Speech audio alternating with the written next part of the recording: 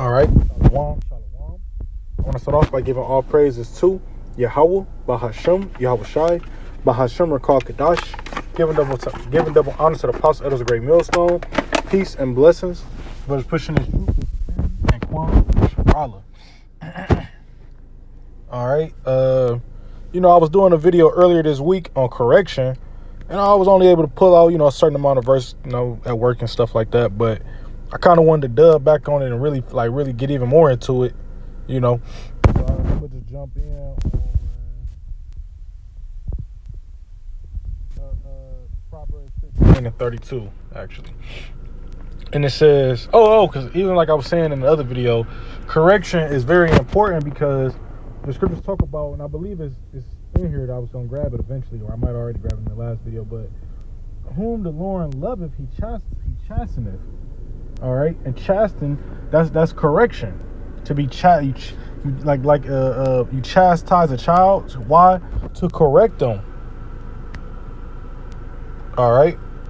So correction is is very important, and although correction almost always come in a unwanted or it doesn't feel good to be corrected, but it's needed. Or we need those rebukes. We need those actually this goes into that, and we need those. Because if you're not corrected, then you walking your own way now. You basically doing your own thing, and doing what the Lord wants is not the same. All right, when you do your own thing, that's when you start running into problems and all different types of things. All right.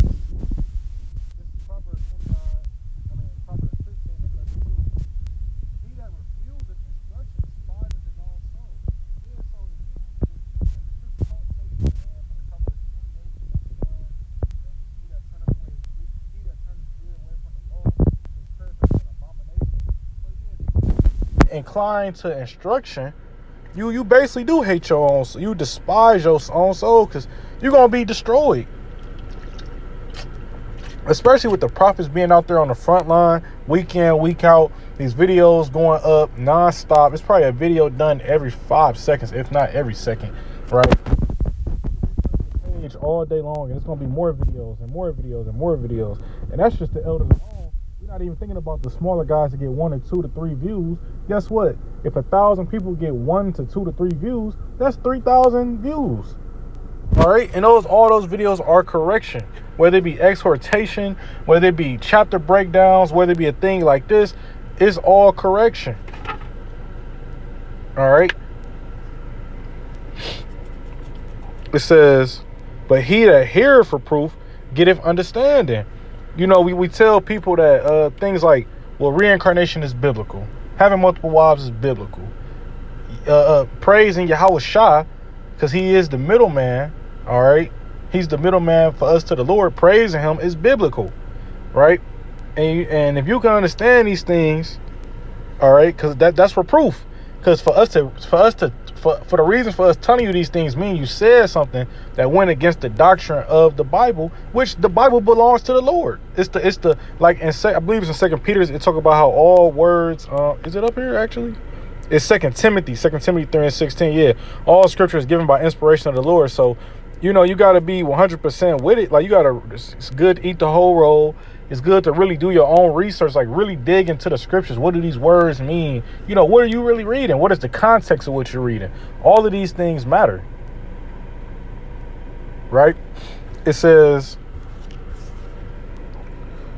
Proverbs 29 and 15, the rod and reproof give wisdom. All right, that's why the scripture say, train up a child in his days so that he might go and I'm butchering it, but basically, you literally train. It's Proverbs 22 and 6 too. I just can't think of it off the top of my head. But you train up a child, right, so that when he's on his own, he's walking the right path, right? Because as we all know, no one's grabbing the rod, and we're not at the camp house giving each other 40 strikes, right? Everybody should know that. But it's at a certain age where you set them straight and reproof. All right. It says, give wisdom. And wisdom, the difference between wisdom and knowledge, because you can know all day. Knowing is knowledge. But actually applying knowledge is wisdom. That's the difference. So you got to actually, it's a lot of people that know that a lot of people know the law. A lot of people know Yahweh Shah, his name, and they know that he's the son of the Lord. But do they apply his teachings? No, they don't have wisdom. They have knowledge. Or they don't have no works. That's where this correction come in. You'll be corrected and you'll do right.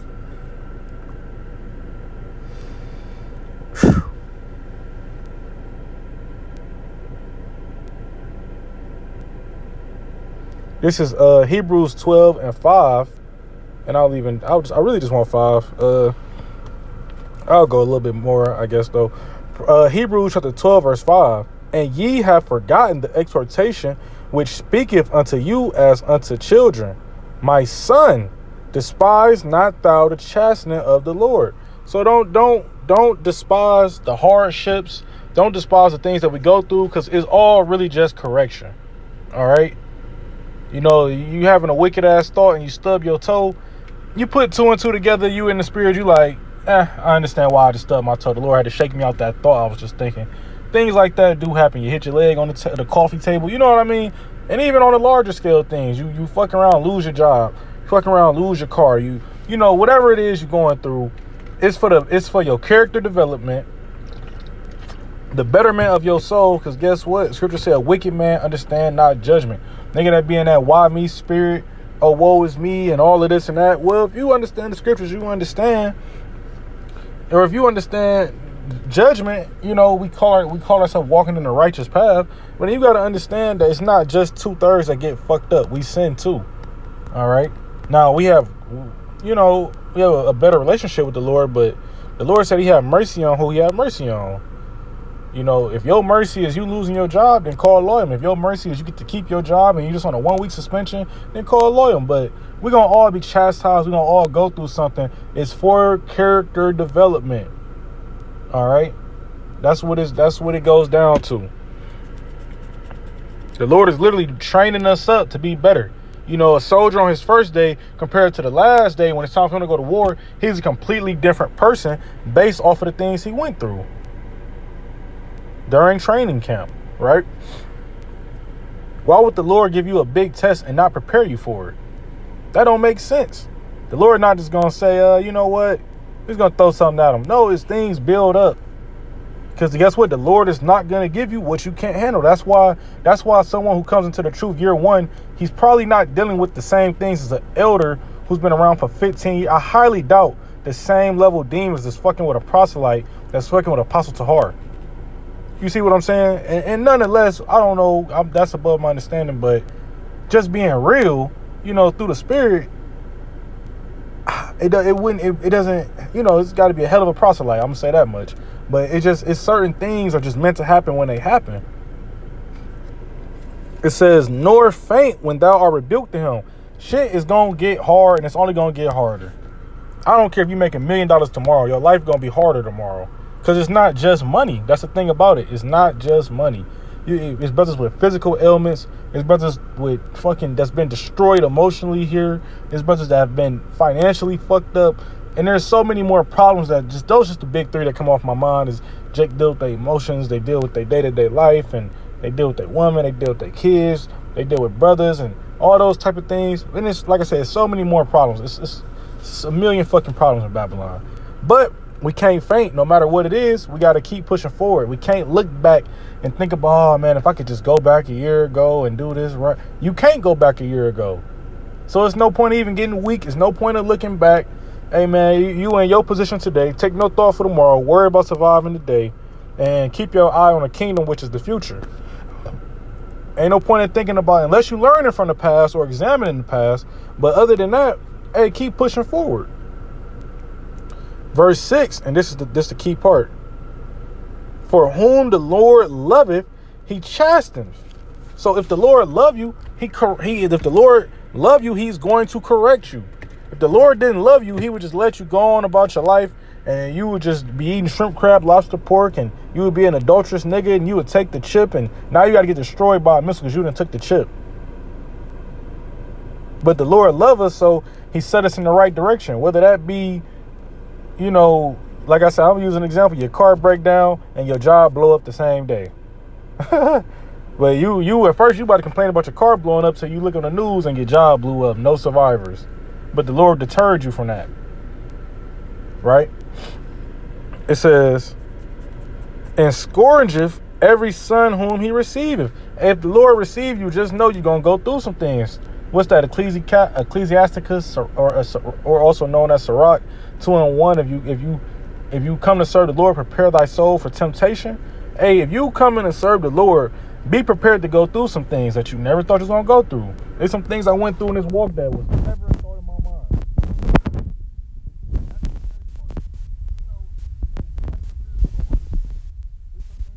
Thought of your worst fears in the world ain't got shit on what you gonna go through in this truth.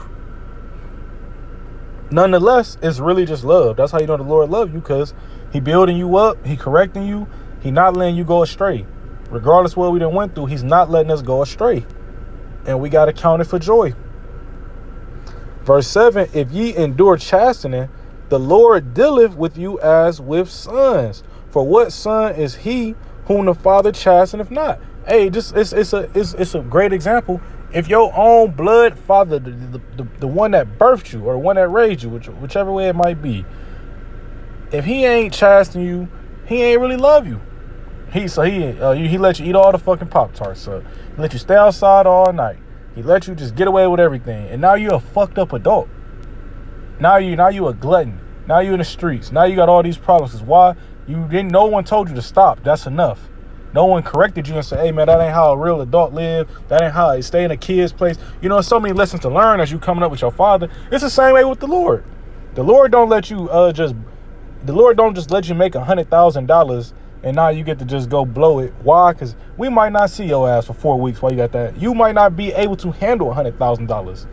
So the Lord might have you fucked up financially to protect you from demons that you are not prepared for yet. The Lord it's so many things that can happen. Every brother's different. But it's so much that the Lord is really protection. The correction is protection. All right? And the Lord dealing with us as sons, that's why we got to count it for joy. Because, like I said, it could always be worse. And we know the Lord not just fucking us up just because he hates us. The Lord, he's more than, it's not really fucking us up. It's more so just correcting us. There is a difference. Somebody throwing, like an example of fucking somebody up, you in a fist fight and you trying to knock their head off. An example of correction, you didn't had a little attitude with your dad, he didn't punch you on your chest. Those are the two completely different types of punches. It's the same way with the Lord. The Lord hate the 2/3. They about to eat a nuke. He still love all Israel, but he's not fucking with them right now. They gotta eat a nuke as compared to the elect. Lord willing that we be of that number. What we really dealing with? Things that ain't gonna last forever. At least we ain't Edomites. At least we get corrected. They don't, bro. They the border of wickedness, and they are estranged from birth. We got to count that joy. Just be happy you ain't a fucking Edomite. The Lord made you a beautiful spirit. All right? But I hope this was edifying. I want to give all praises to Yahweh, Bahashim, Yahweh Shai, Bahashim, Rakar Kadash, giving them honor to the Apostle Elder's Great Millstone. Peace and blessings. Let's push in this truth, sincerity, and Kwam.